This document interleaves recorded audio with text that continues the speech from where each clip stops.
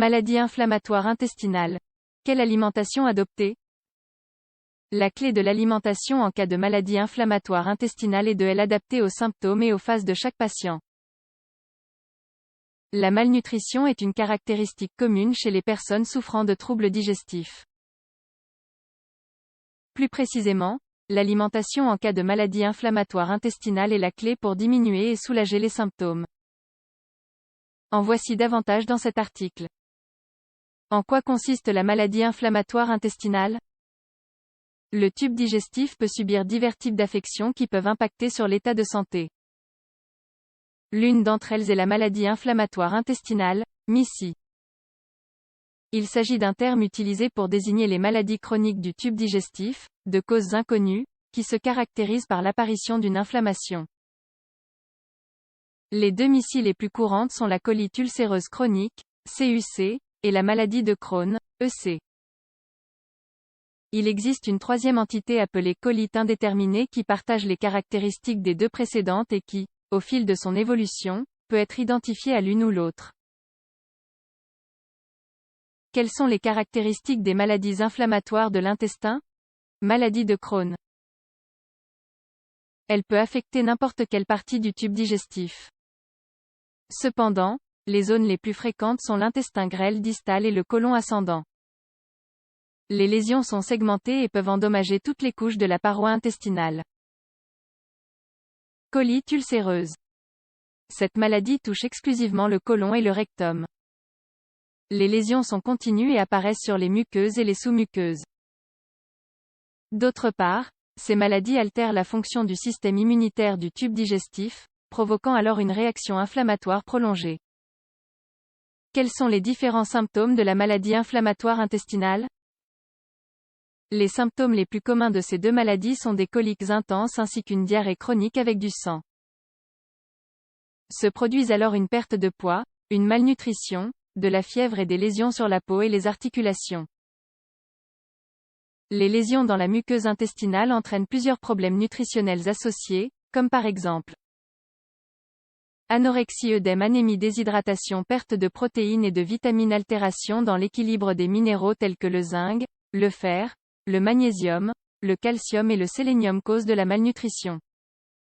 La malnutrition est le résultat de divers facteurs comme diminution de l'ingestion d'aliments, douleur, épisodes diarrhéiques et vomissements, exclusion de certains aliments, augmentation des besoins dus à la fièvre, au stress et à la perte de protéines, mauvaise absorption des nutriments, interaction entre les médicaments et les nutriments. Les médicaments utilisés pour le traitement de ces affections sont des anti-inflammatoires, des corticoïdes, des immunodépresseurs et des antibiotiques. Quelle alimentation en cas de maladie inflammatoire intestinale?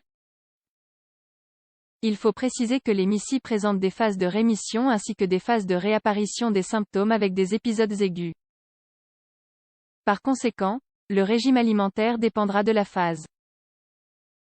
Lorsqu'il n'y a pas de symptômes, il est possible de suivre un programme d'alimentation saine sans restriction nécessaire.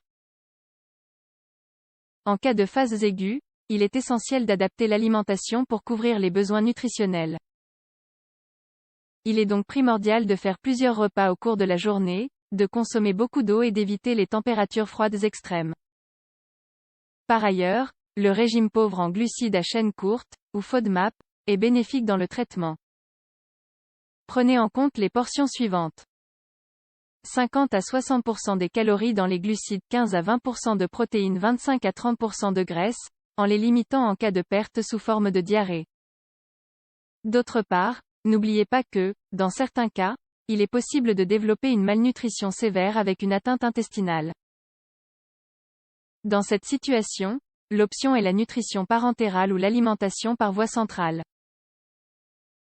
Aliments à éviter en cas de symptômes. Lors d'une phase symptomatique, il est conseillé d'éviter tous les aliments qui peuvent produire des gaz et générer des inconforts.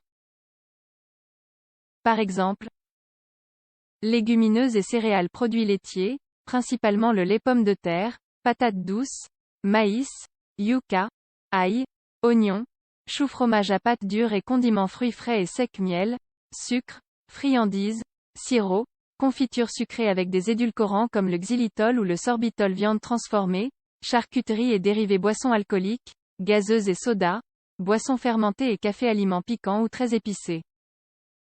Par ailleurs, il faut évaluer une éventuelle carence en vitamines et en minéraux. Dans ce cas, la prise de compléments est envisageable. Alimentation lorsqu'il n'y a pas de symptômes. Pour toutes les raisons mentionnées auparavant, lorsque les symptômes disparaissent, il est fondamental de réintroduire progressivement les aliments soumis à restriction. On commence généralement avec des légumes cuits qui contiennent des fibres solubles telles que courges, potirons, carottes, betteraves, courgettes, fruits cuits à la vapeur ou au four, pommes, bananes mûres, abricots, pêches, poires, céréales et dérivés raffinés, viande pauvre en graisse, comme le poisson et le poulet. Enfin, il faut souligner que la progression du régime peut prendre plusieurs semaines et doit être adaptée en fonction du patient. Le temps entre une progression et une autre dépend des symptômes. Pour conclure, la clé de l'alimentation en cas de maladie inflammatoire intestinale est de l'adapter aux symptômes et aux phases de chaque patient.